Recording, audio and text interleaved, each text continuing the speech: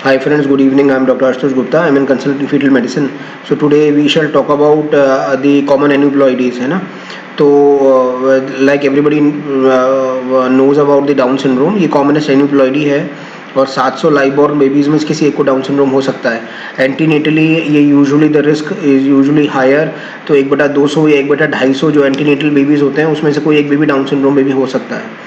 Right. तो Darwin का एक लॉ है जो ये कहता है कि सर्वाइवल ऑफ द फिटेस्ट, जो फिटेस्ट होगा वही सर्वाइव कर पाएगा. तो तकरीबन 95% of the down syndrome babies conceived they are being aborted. 98-99% of trisomy 13 and 18 pregnancies they are being aborted.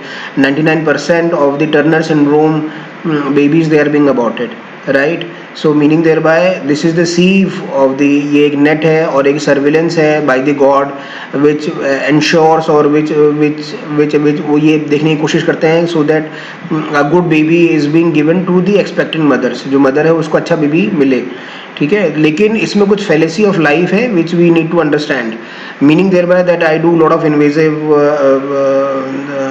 stuff as far as this invasive prenatal for an aneuploidy is concerned, right? Okay, मेरा खुद के experience में ऐसा है कि जब हम ये एक्सपेक्ट करते हैं कि डाउन सिंड्रोम बेबी होना चाहिए तब तो नहीं होता है. So meaning thereby that those pregnant ladies जो 40 प्लस है या 42 ईयर्स में हैं, जब हम उनको ये कहते हैं कि आपकी इतनी रिस्क है, 1/40 की रिस्क हो सकती है डाउन सिंड्रोम बेबी होने की, और आप एक कोई इन्वेजिव टेस्ट या NIPT कराइए, तो अमूमन सामान्यतः ये देखा गया है कि वो रिपोर्ट्स नॉर्मल आती है.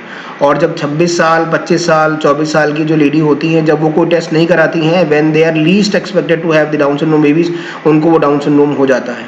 राइट. तो मीडियन एज डाउन सिंड्रोम की 26 ईयर्स है इंडिया के अंदर.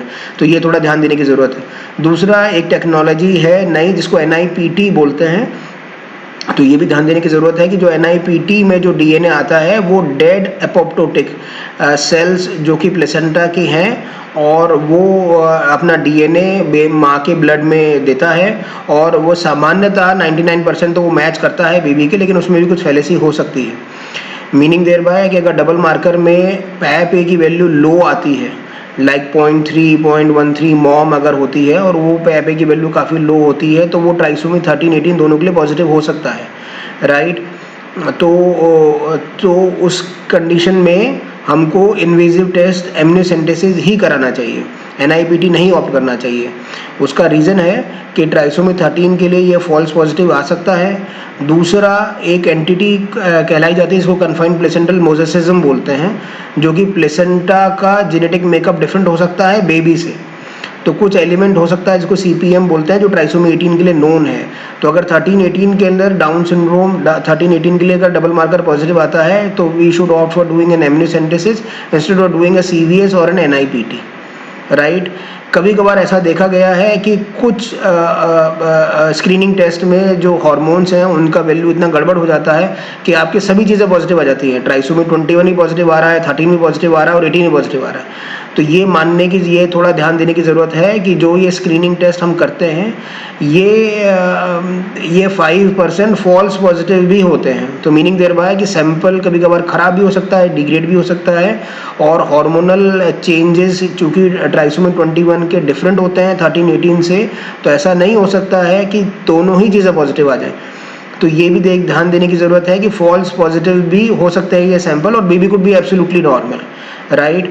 और अगर ऐसा कुछ होता है तो it is better that we should do a invasive which is called as an amniocentesis. मतलब amniocentesis is one of the invasive stuff so as to confirm और to rule it out. Right. दूसरी बात ये है कि हमने ये देखा है कि 1-2% of the babies they can have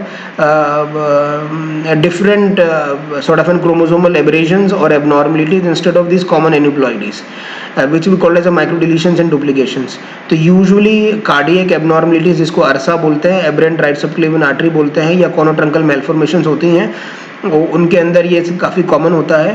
और तो ये 1-2% के आसपास ये रिस्क हो सकती है. वो बैकग्राउंड रिस्क हर किसी को हो सकती है, that we can have some micro deletions and duplications. तो इसका भी ध्यान हमको देना चाहिए कि क्या मेरा बेबी अल्ट्रासाउंड में बिल्कुल ठीक आ रहा है या कोई खराबी आ रही है, उस खराबी की वजह से बैकग्राउंड में मुझे कुछ माइक्रो डिलीशंस और डुप्लीकेशंस होने की रिस्क बढ़ जाती है. राइट. तो एक होलिस्टिक अप्रोच रखने की ज़रूरत है as far as the foetus is concern. Thank you very much for your patient listening.